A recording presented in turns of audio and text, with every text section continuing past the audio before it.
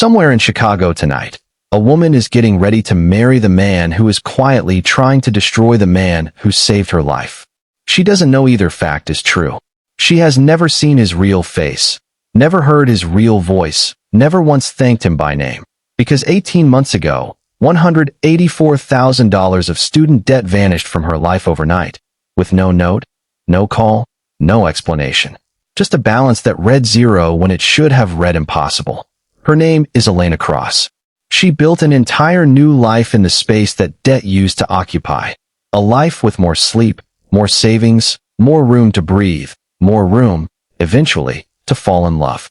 What she doesn't know is that the silence she trusted, the mystery she stopped questioning, is about to walk her straight down the aisle toward the one person on earth capable of unraveling everything her secret protector built to keep her safe. This is the story of two billionaires, one nurse, and a debt that was never really about money at all. To understand how any of this happened, you have to go back 10 years, to a community college bookstore on the south side of Chicago, where an 18-year-old work-study tutor named Elena Cross was running the register on a Tuesday afternoon, powered by nothing but black coffee and stubbornness.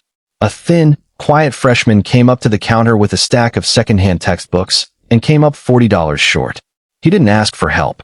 He just started putting books back on the shelf, one at a time, doing the math in his head, trying to disappear a little with every book he set down.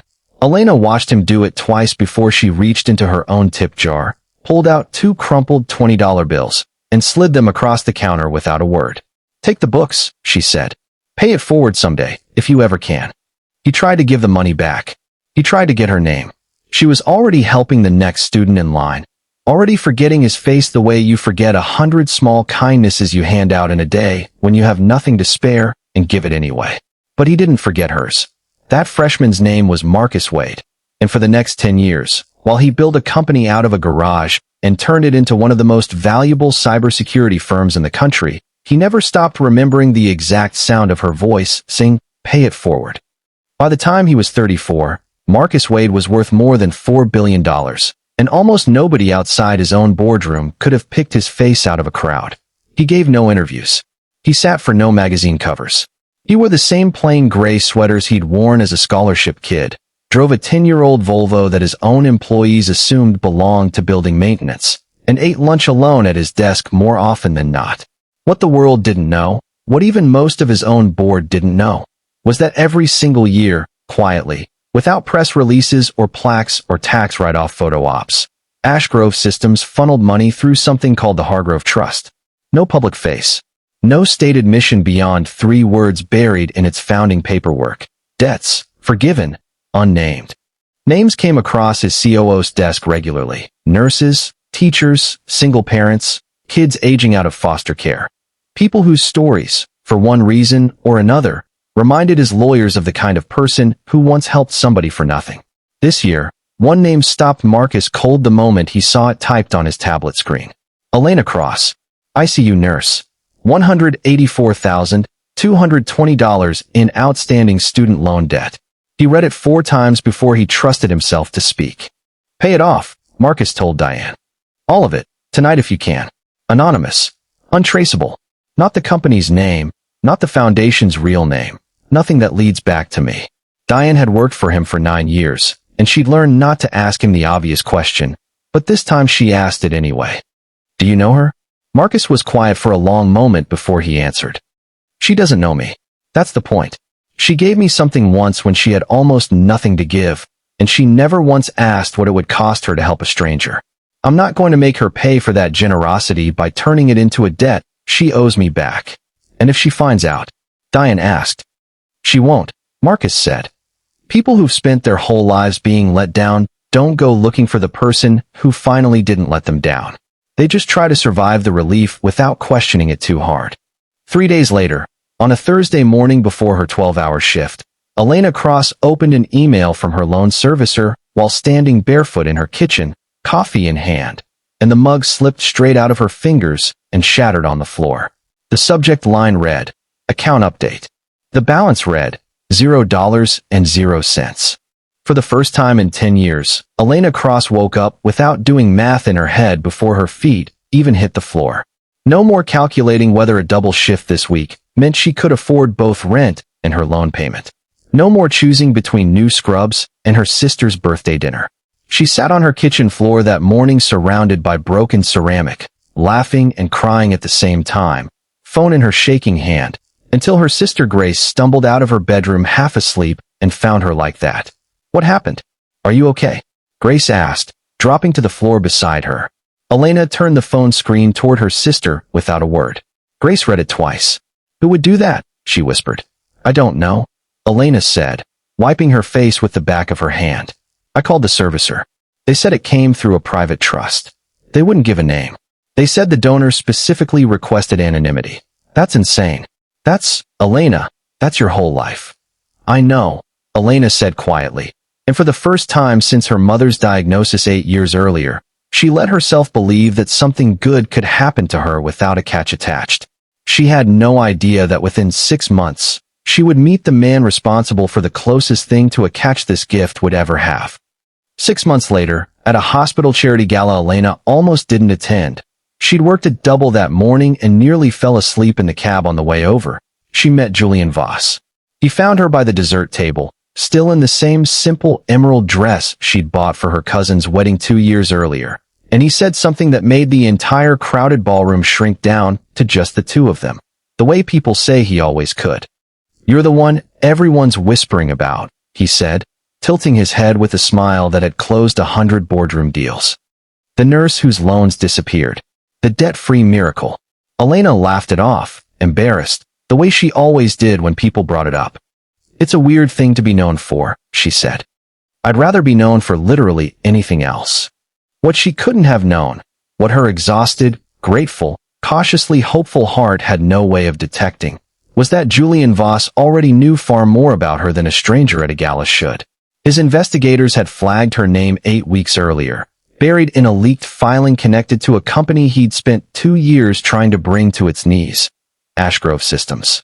Julian smiled at Elena like a man meeting someone new. In truth, he smiled like a man who had just found the one door into his rival's house that nobody was guarding. To understand what Julian Voss actually wanted, you need to understand what he believed Marcus Wade's family had taken from his.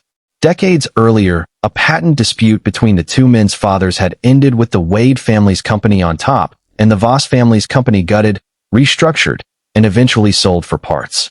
Julian had grown up hearing that story at every holiday dinner until it stopped being a story and became a mission. For 2 years, Voss Capital had been quietly buying influence, cultivating boardroom allies, and hunting for any crack in Marcus Wade's carefully sealed public image, because a man that private, Julian strategists argued, almost certainly had something to hide, and shareholders do not like CEOs who hide things. When Julian's team found the leaked filing connecting a mysterious entity called the Hargrove Trust to Ashgrove Systems financials, and then found Elena Cross's name attached to one of its disbursements, Julian didn't see a nurse who'd been shown an extraordinary kindness. He saw a witness, a connection, a door. Get close to her, his plan went. Win her trust. Find the paper trail that proves Marcus Wade is secretly funneling company money through an unregistered shell entity. Because even if the money went to genuine charity, an unreported financial vehicle controlled by a sitting CEO was exactly the kind of instability a hostile takeover needed to make its case to the board. Elena Cross was never the target of Julian Voss's affection.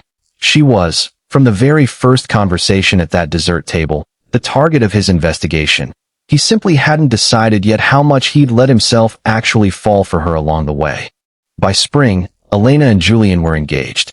He was attentive in a way that felt, to a woman who had spent a decade taking care of everyone but herself, almost disorienting. He remembered her shift schedule better than she did, sent food to the hospital break room on her worst nights, never once made her feel guilty for choosing a 12-hour shift over a dinner reservation. Grace adored him. Ray Okafor, Elena's charge nurse and closest friend, was quieter about it, watching Julian a little too carefully at the engagement party, the way you watch a stranger who's a little too good at reading a room.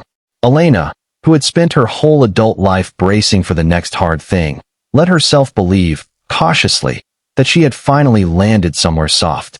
Across the city, Marcus Wade watched all of it unfold from a careful distance. Every gala photo tagged online, every engagement announcement in the business press that mentioned Julian Voss's fiancée almost as an afterthought, and he said nothing to anyone about how it felt. You could tell her the truth, Diane said to him quietly one night, both of them still in the office long after the building had emptied out.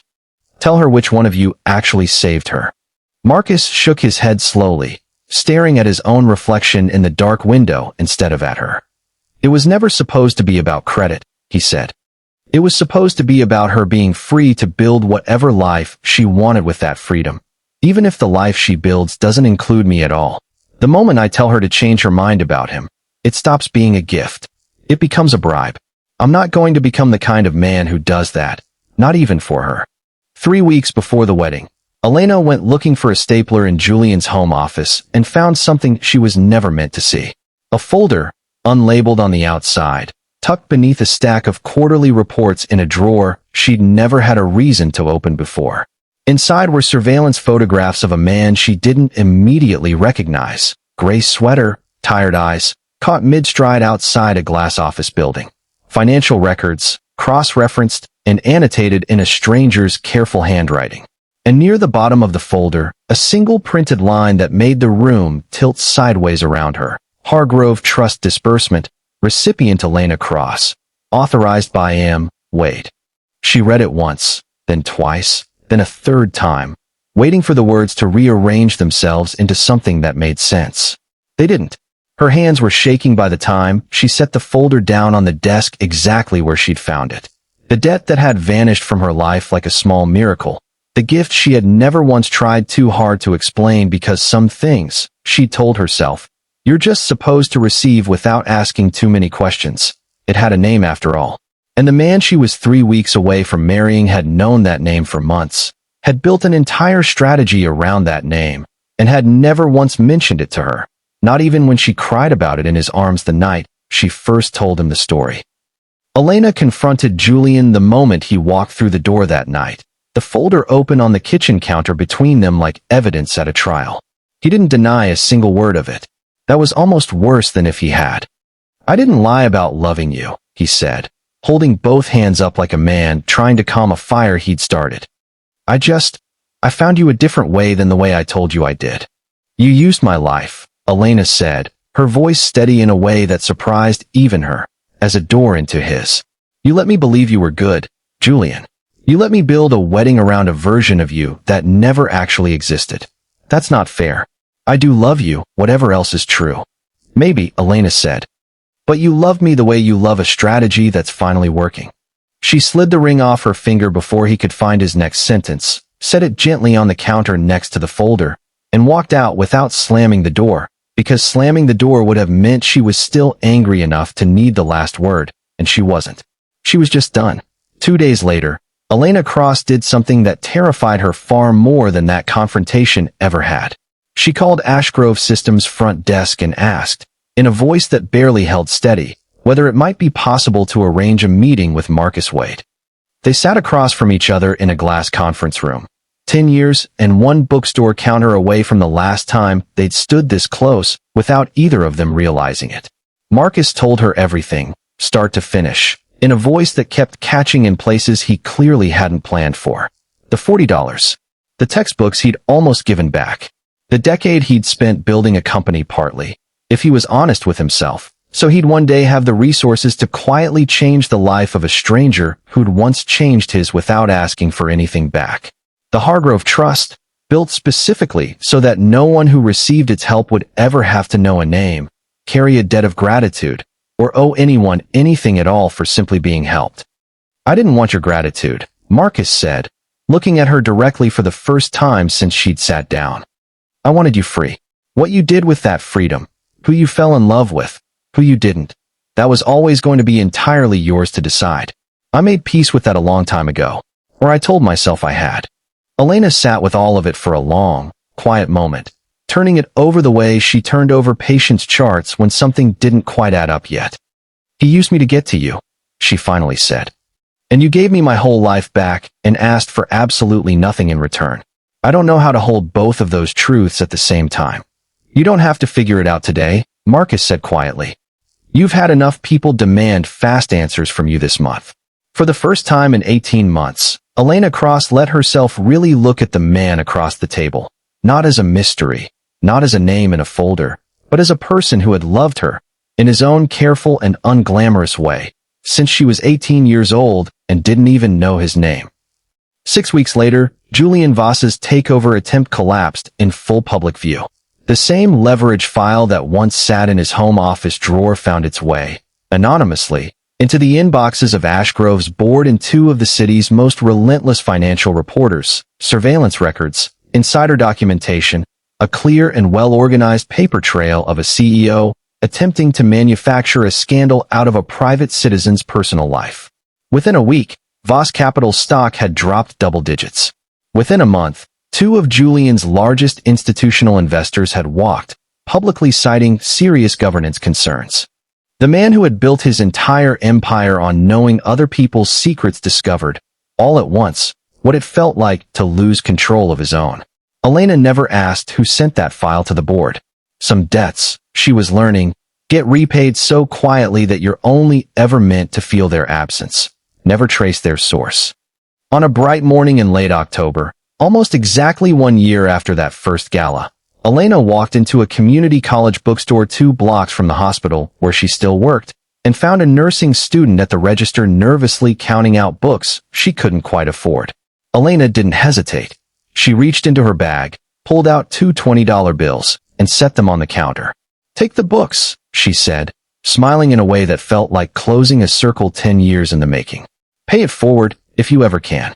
The student stammered out a thank you Elena barely heard, because across the street, through the bookstore's front window, she'd caught sight of a man in a plain gray sweater, standing very still, watching her with an expression he clearly hadn't expected anyone to catch. Marcus Wade. She didn't wave. She didn't need to. She just held his gaze for a long moment.